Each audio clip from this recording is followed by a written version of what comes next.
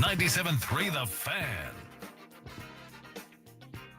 Hello and welcome into the Skraby Show for March 7th, 2025. Thank you for being here with me. I feel like I got a pretty darn good show ahead for everyone. I did a lot of reading last night. I did a lot of stat looking last night. And I am going to go deep into Juan Soto and why the Mets decided to pay him more than Shohei Ohtani. Because we talked about Shohei Ohtani last night and how Dodgers originally signed him to pay him for both the pitching and the hitting.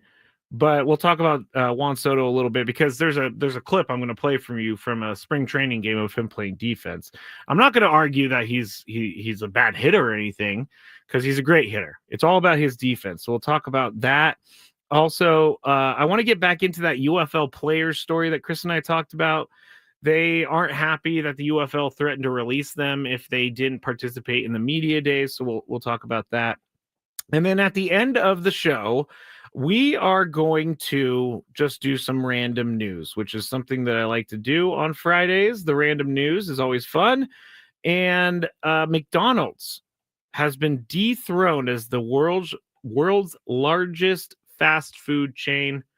And I'll tell you why and who did it. I'll tell you who did it, not why.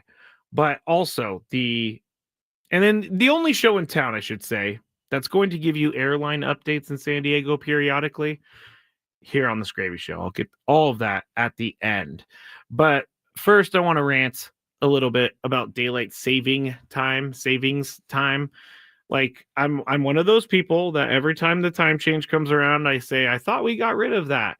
But I know that there's reasons for it. I'm not gonna get into that. But I really enjoy when we go into the winter time of things because I do like it when it gets dark early. It starts feeling like the holidays. It's cold out there.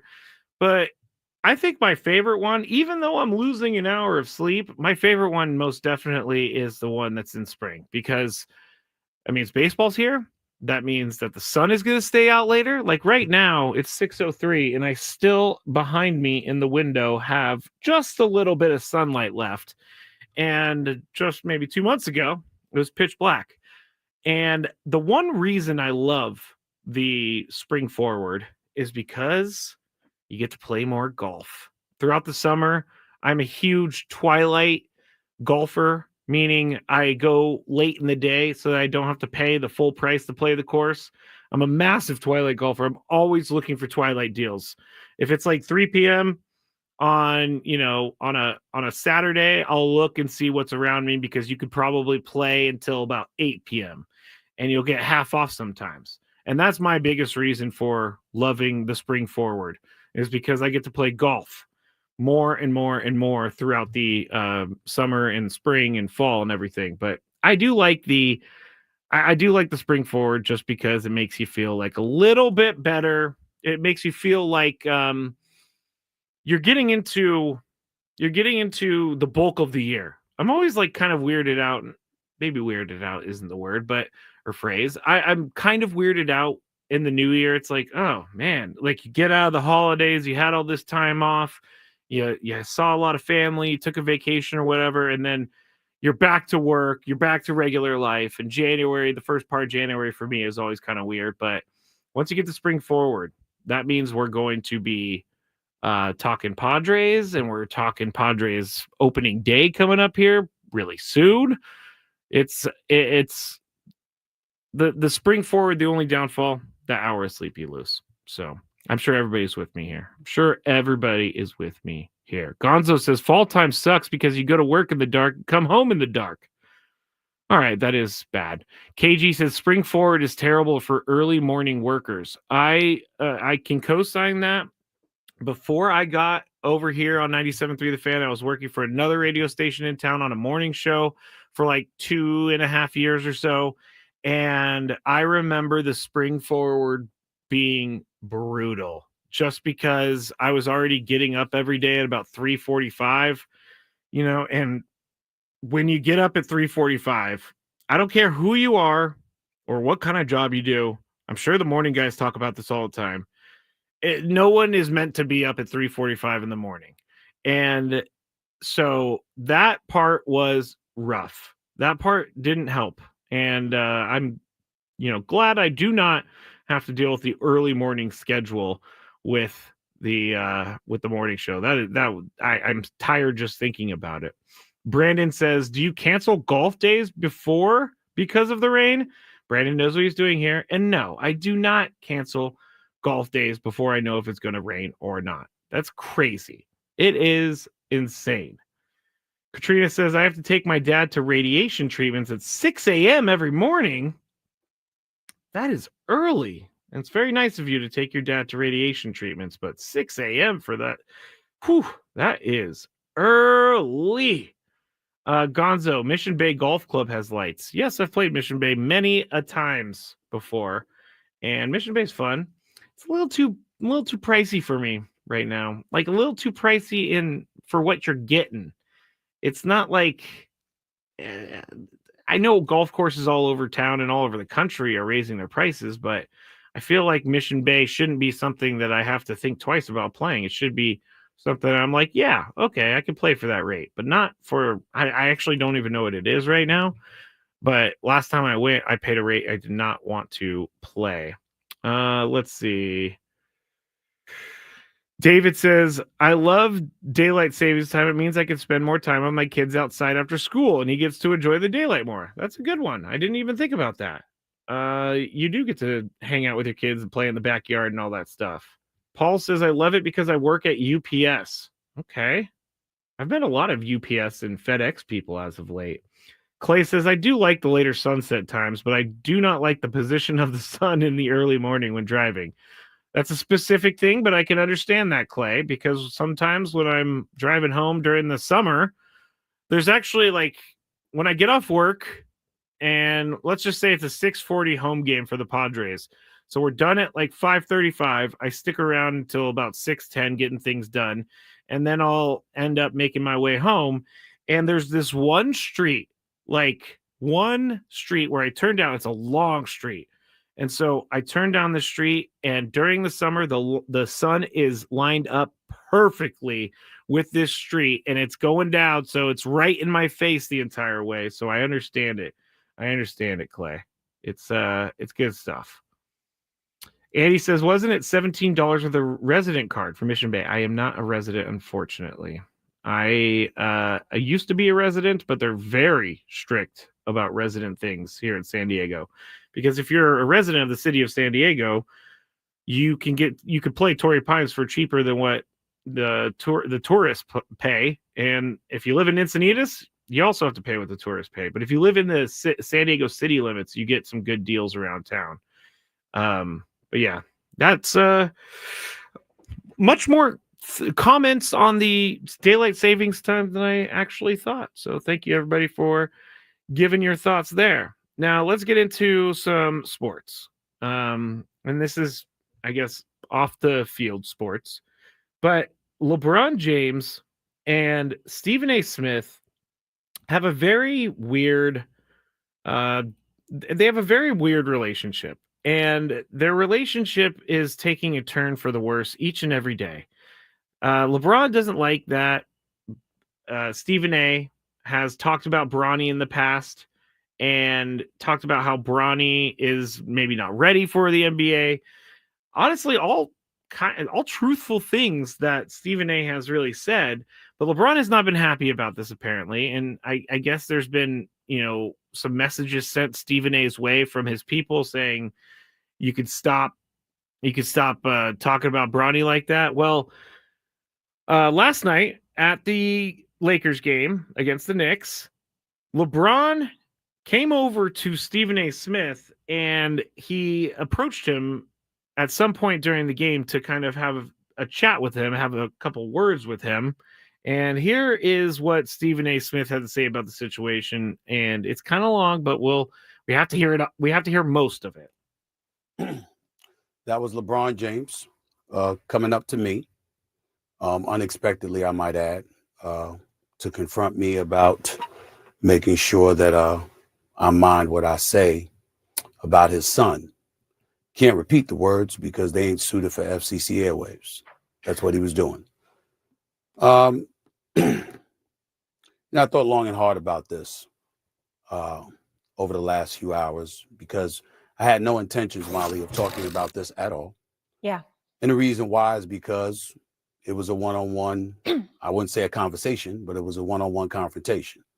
But then I wake up and everybody from ESPN and my agent and everybody else were sending me that this thing had gone viral. And so ultimately it was unavoidable. And that is why I have to discuss it now. That wasn't a basketball player confronting me. That was a parent. That was a father. And I can't sit here and be angry or feel slighted by LeBron James in any way in that regard. By all accounts, he's obviously a wonderful family man and a wonderful father who cares very, very deeply about his son. And based on some of the comments that he had heard, or shall I say, I think he thought he heard, he clearly took exception to some of the things that he heard me say, and he confronted me about it. For the record, his agent and friend, Rich Paul, has my number. Maverick Carter, who works under him, has my number. LeBron James knows how to get in contact with me if he wanted to. He never called, because had he called and wanted to talk to me, I would have accepted that call. Had he wanted to see me, I would have flown out and I would have seen him and I would have had a conversation man to man. But that is not what he elected to do. Instead, he elected to confront me while I was sitting courtside. Ari Emanuel, the head of William Morris Endeavor, one of the agencies that represents me, along with Larry David, was sitting courtside. I was with them for the game. All right, so you kind of get the gist of everything, and LeBron approached him at the game. And I know that people don't like Stephen A. And I don't necessarily like Stephen A. Smith and everything that he says, because some of the stuff I think he says just for clicks and all that stuff. But I will say this about Stephen A. Smith, and it's refreshing to me that there is a sports media person out there that is at the level of Stephen A. Smith that is not afraid to take on tough topics that are going to get pushback from the people you're talking about. And I can appreciate that, because it's not easy. I'm not someone who likes to talk bad about people, but it's not easy for me to be like, yeah, Jason Hayward, he's terrible, get him off the team. But Stephen A. said in a different part of that, he's paid to call it like he is.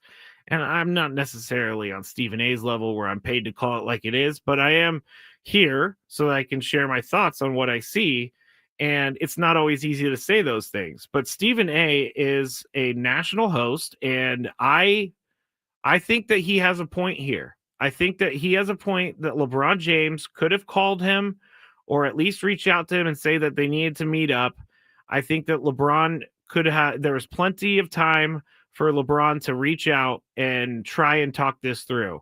I don't think being at a game and confronting him on the sidelines is the best thing for LeBron to do, because we saw the video, because a fan saw the interaction, put up that video on Twitter.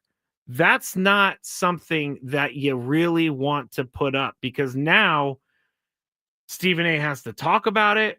You know, I would honestly believe that if Stephen A. had a conversation with LeBron James about what is bothering LeBron, then I honestly believe that he would keep that between them if that's what they said they were going to do. I mean, certain parts he would say, but I do believe that Stephen A. is a guy who will listen when he's being confronted. I've actually met Stephen A. couple times. Obviously don't know him that well. Number one, Stephen A. is extremely tall, or not extremely tall, but he's a lot taller than you think he is. He's like 6'3" or 6'4". I was stunned when I walked up to him, and I was looking up at him, and I'm 6 feet tall. But I think that Stephen A. is mostly a truthful radio host, outside of the things we clearly know that he's saying just to get attention. I'm not a fan of making a bigger scene out of it.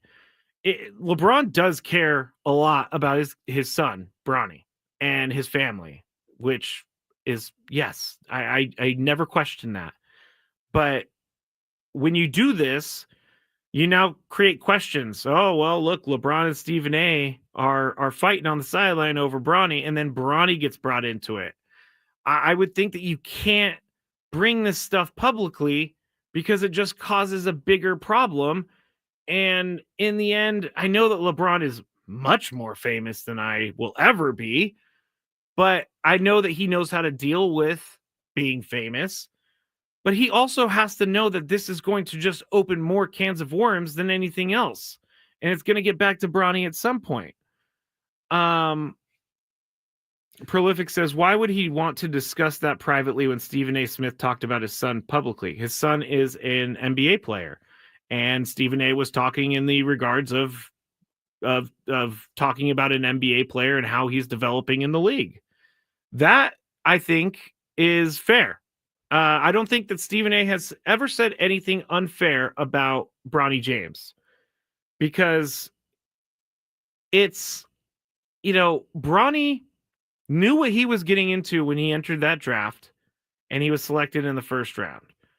These things aren't like when you're a player and when you're an NBA player and you are LeBron James' son, you're going to get attention. It just happens all the time. So I have no issues with Stephen A. I have no issues with Stephen A. bringing up things about Bronny on his shows. I really agree. Let me see. The borders of Skrabistan will eclipse the fame of LeBron. I don't know about that. J-Mac can't take criticism about his son in the NBA. You don't see Vlad going after critics of Vlad Jr. I also think that Vlad Jr. has kind of proven that he is major league quality. He's a major league quality hitter and player. And Bronny maybe one day, but he's not right now. And Stephen A. has said that. So in this case, in this very specific case of LeBron coming up to Stephen A. at the game to talk to him about this, I think that LeBron made a mistake on that. I think that he should have probably done this behind closed doors because of the fanfare that it would get. And Nick E2 said, ironically, LeBron just put more spotlight on him and his son doing this. Yes, I agree with that. It was an unplanned meeting, Travis Scott W. is saying, but still, it doesn't matter if it's unplanned. LeBron knows what he's doing. Even if it was unplanned and he walked up there. There's been weeks and maybe even a month since all of this first came up. That's plenty of time to talk to Stephen A. if you really need to. Prolific. I don't have issues with LeBron James defending his son or whatever the case may be publicly, just like Stephen A. Smith does things publicly. Edward, Bronny will be solid one day. I don't disagree with that. I mean, I've seen him play, and he needs to develop, but he's not terrible. I don't know that he's a first round pick, but I can't say that he's not an NBA player either. Brandon says, Iron Eagle coming after Skraby for the Noah Eagle slander. You know what? I've been thinking about that lately. We're going to talk about that when we get back here on 97.3 The Show and the Skraby Show. What have I been thinking about with my Iron Eagle, Noah Eagle slander? I'll tell you next. The Padres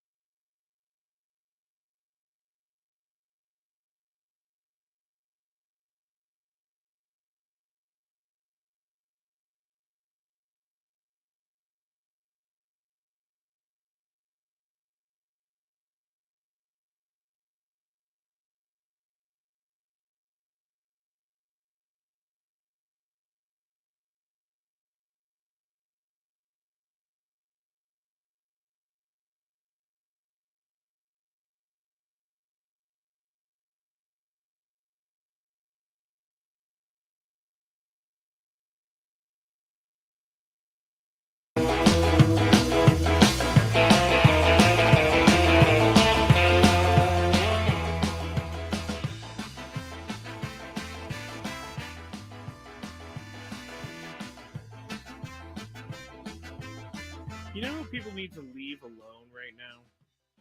Brock Purdy. Leave Brock Purdy alone.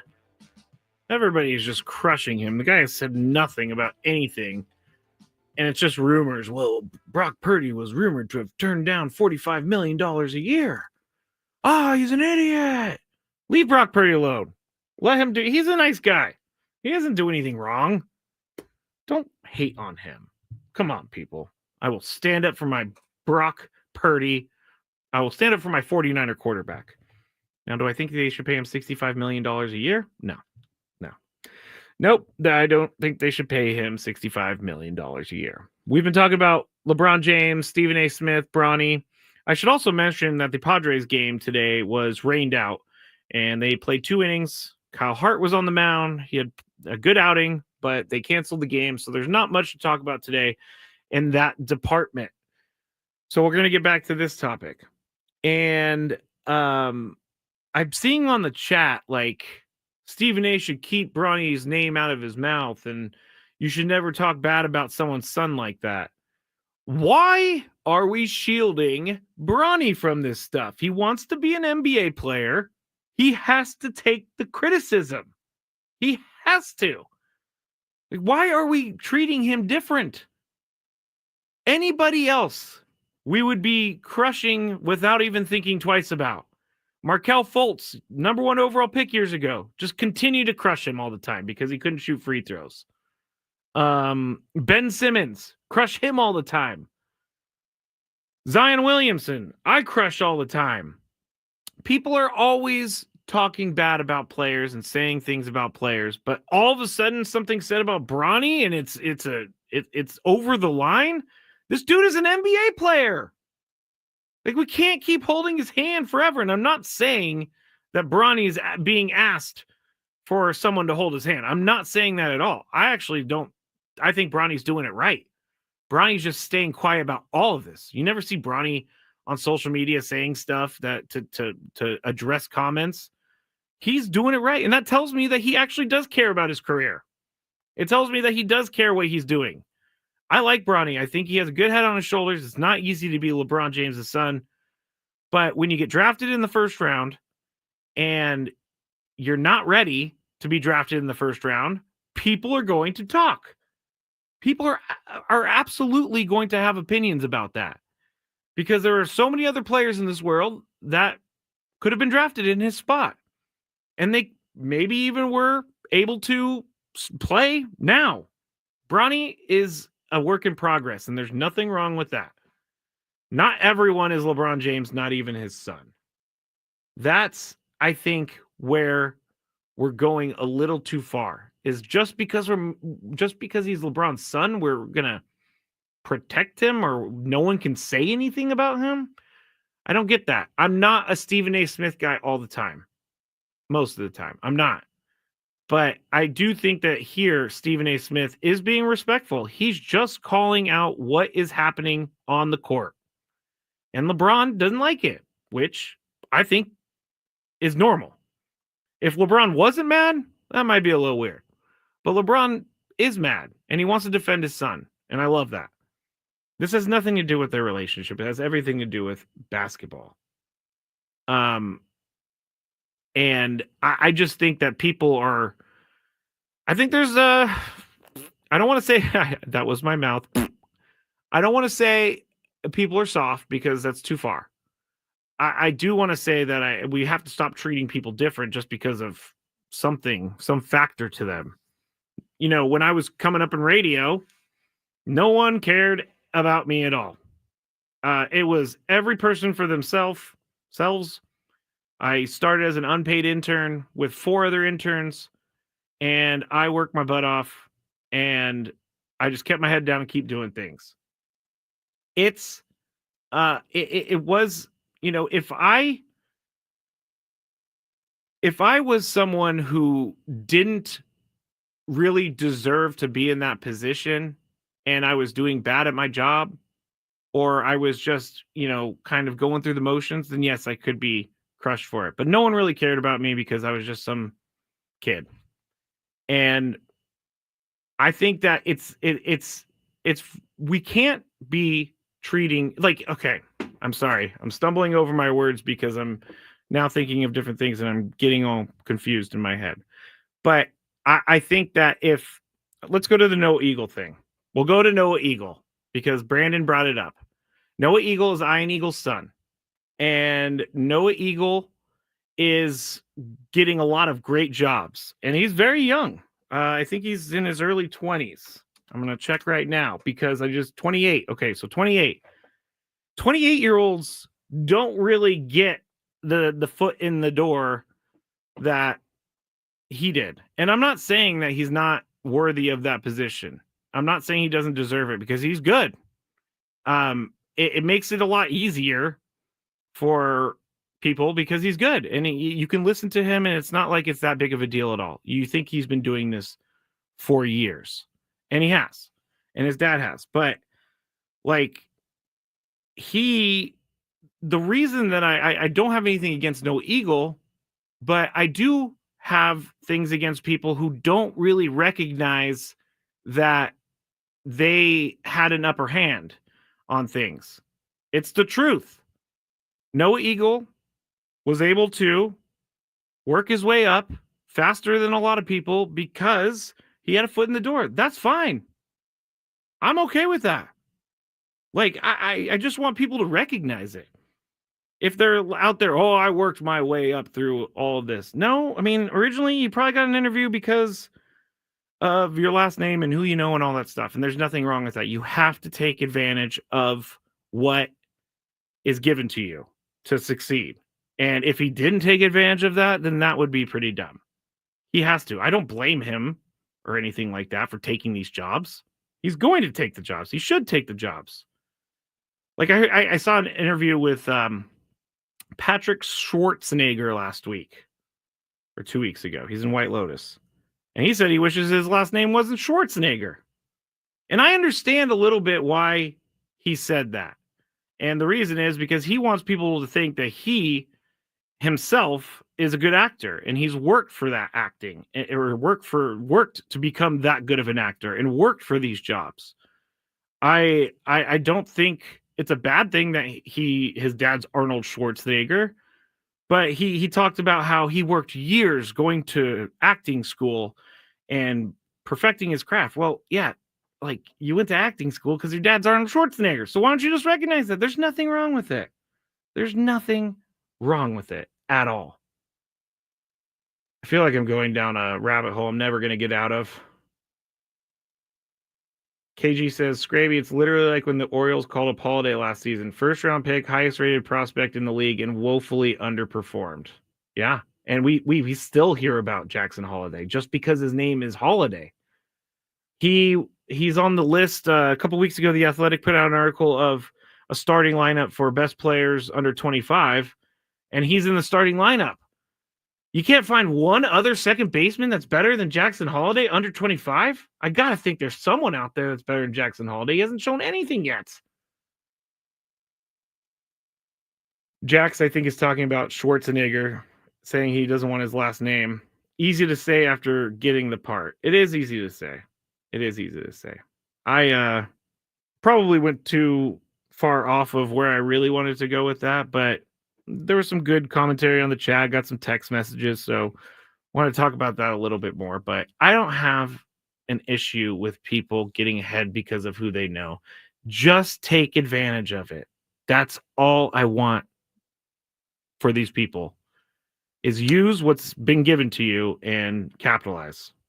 Because, hey, I would have really, really, really loved to get into radio and start as a host.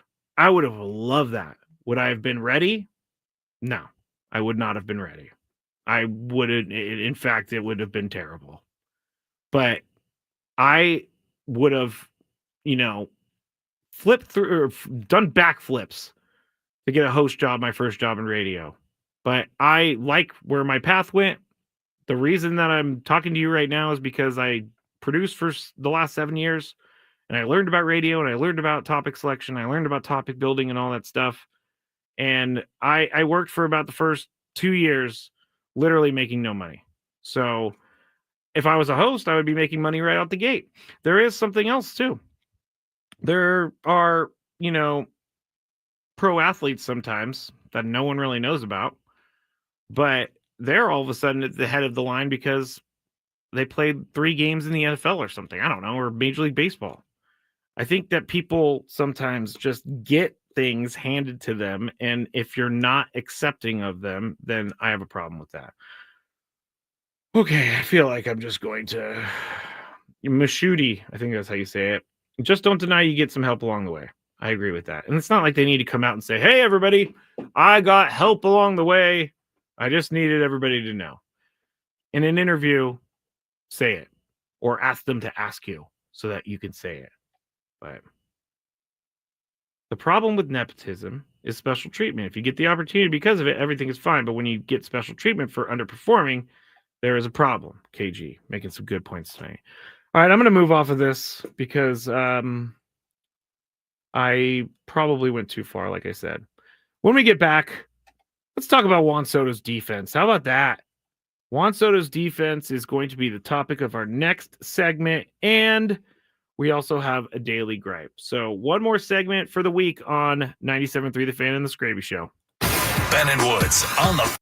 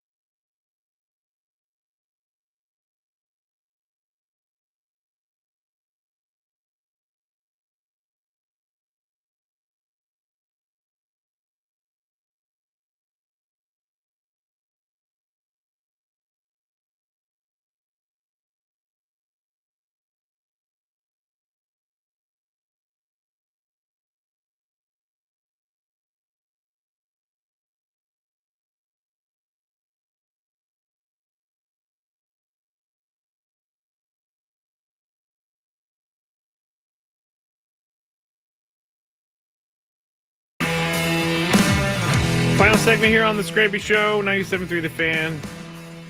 Thank you for joining me. Did not expect to go all that time about Stephen A. Smith and LeBron James, but feel like there was some good conversation, I guess, if I say so myself. Last thing, I was asked on Twitter, what's your background like? Did you have anything that helped you along the way? And I will say I grew up in a very good family. I had all the support I needed. I really did. And I'm very fortunate for that. And I take advantage of it all the time because I realize that not everyone is able to come from a background like mine. And by no means is my family rich. But, it was something growing up. We got to do cool things. I got to go to the 49ers games all the time. My grandpa flew me in his plane. That all stopped when I was like 8 years old because planes are expensive. But I'm definitely fortunate in my life. I've had great family and people to help me along the way, especially my parents and my grandpa. When I was a drunk, they took me in and they helped me. And they made me promise that you just keep working hard, keep your head down, be good, and that will make us happy. And so I've done it ever since then. Ever since then, I have been trying to take advantage of it. What is it called? Seize the day? Is it Carpe Diem? I don't know. I don't know if it's Carpe Diem. Maybe not. All right. Not real quick. Juan Soto. He is with the Mets now. I'm trying to get the video. There we go. He's with the Mets now. And I believe this was last night. And the Mets were playing the Astros in spring training. And Cabrera is at the plate. Or I'm sorry, Hamilton's at the plate. And Juan Soto's in right field. Here it goes. He smokes that one to right field. Over the head of Soto. He can't make the play. And coming around is Singleton. Another run scored by the Astros. All right, so I'm going to lower this and describe it. So a line drive, I mean, this was a hard hit ball to right field. Went over Juan Soto's head. He got a bad first back step, went off his glove, and it scored a couple runs. Now, Juan Soto is, and one of the Yankees fans put on the Twitter post, OMG, Juan Soto with the catch of the year, which I think is kind of funny. But Juan Soto is being paid by the Mets to be a great overall player, or at least I think that's what they're paying him for. I mean, the reason I played that is because that's the reason I'm going into this right now. What I saw last night spurred me into looking for some more stuff. But I did a deep dive into his defense this morning, and we talked about Ohtani getting paid $700 million to DH and pitch. His timetables moved back a bit, so he still has lots of time to pitch. But we did bring it up last night, so it's kind of an extension of the conversation from last night. Juan Soto is getting paid $61.875 million this year to play for the Mets, which makes him the highest paid player in the outfield, and he's the highest paid player in the outfield by $21 million over Aaron Judge. And when he was in San Diego, I know that we saw him play some bad defense from time to time. And the one thing I get confused about all the time is Juan Soto he's been nominated for Gold Gloves over the years. And I don't really understand it because his defense has never really been that good. Juan Soto last year for the Yankees had a -5 outs above average, which is really, really bad. And that's among all outfielders or right fielders. I'm sorry, -5 outs above average last season, which makes him the 37th best qualified right fielder is what I was trying to say last year. 37th. Now, he was last year, I looked it up. He was a finalist for the Gold Glove. Wilyer Abreu from the Red Sox won. But he had a -5 outs above average. Now, I don't know if the AL was really that bad, but I have a hard time thinking that -5 outs above average is Gold Glove worthy. And if you want to go even further, among all qualified outfielders in Major League Baseball last year. He ranked 103rd. He's below 100. So I don't know what the money is going to here other than for his offense. Did the Mets and Steve Cohen just say, hey, I know he plays questionable defense, but we're willing to look past it?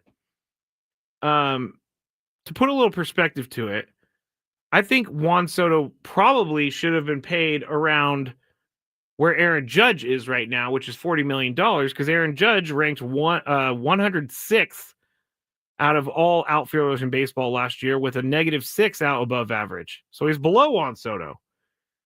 And he's getting paid a heck of a lot less than Juan Soto. And Aaron Judge has been a 2-time MVP. He's had 3 straight seasons with an OPS over 1,000 or 1.000. He can hit for average. 2 of the last 3 years, he's finished with the season over 300 average. 2 of the last 3 years, he's had over 100 RBIs. And so I got to ask, where in the world is that money going? I'm not seeing it on the defensive side.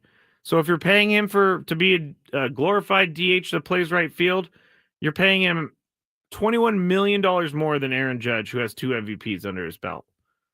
Like, all over sports, players are getting more money, which I agree with, and I think that they should get more money, but I think everyone should be paid what they are worth. And I know if Tony was here right now, he'd be like, you're worth as much as someone's willing to pay you. I get it. Juan Soto also said the Mets didn't have the highest bid. There was another team that gave him more money, but he turned him down, which I don't necessarily believe. But I think they gave a contract, the Mets, to a player that they know and all of us know is a future Hall of Famer, and they're banking on him being incredible at the plate. Incredible at the plate. I'm just not sure where that extra $21.875 million goes in Juan Soto's contract. He has an opt-out in like 5 seasons or something like that. And if he's doing really well, then he can renegotiate. But I don't see where this is smart. I don't think that one player can change the entire outlook of your team. Now, Juan Soto will change a lot, but in baseball, it's not going to change every single thing about your team. It's just not going to happen. So his defense, a lot to be desired. And I saw that clip last night. You can go and Google it. Mets, Astros, Juan Soto. You'll find it. I'm seeing overpay on the chat.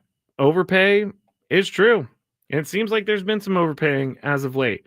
Yamamoto may be an overpay. We don't know yet. It's too early. Way too early.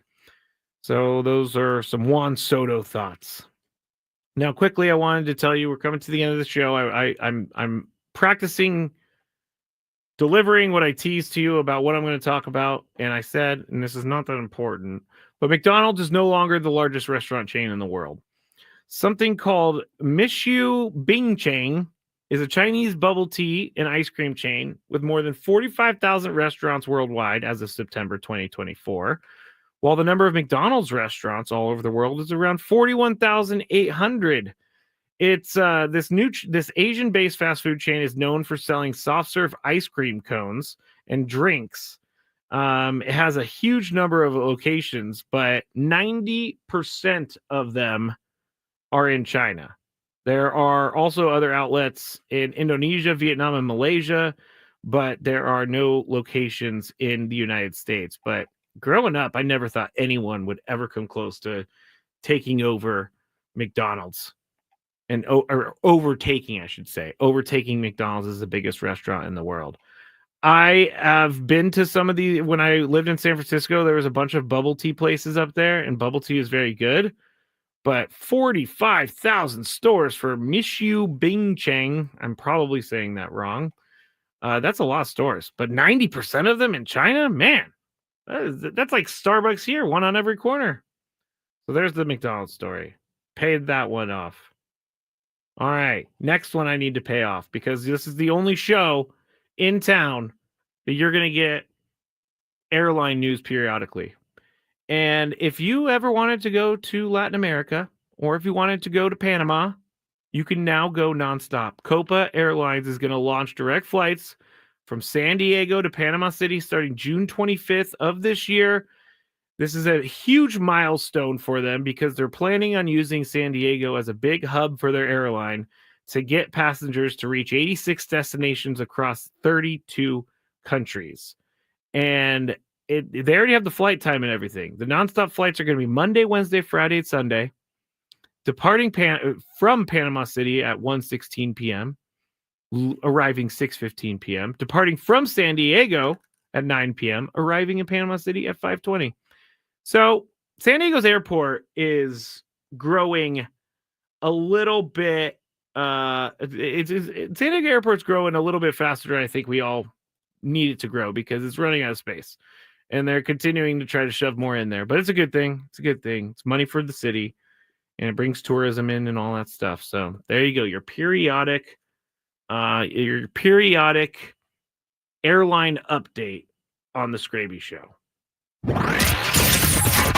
What's annoying Skraby today? Let's find out. It's time for the Daily Gripe. Okay, time for me to rant again. This is like one of the first things that I put into my doc today, so it's I'm gonna stick with it. But there's a guy on Twitter named @BossSportsGordo. He's a Red Sox reporter writer, and he tweeted this: Tristan Casas isn't doing too hot. Alex Cora, quote, he's MIA. I don't know if that's Miami or missing in action. He hasn't answered my texts. Vaughn told me they're roommates. That's not looking good.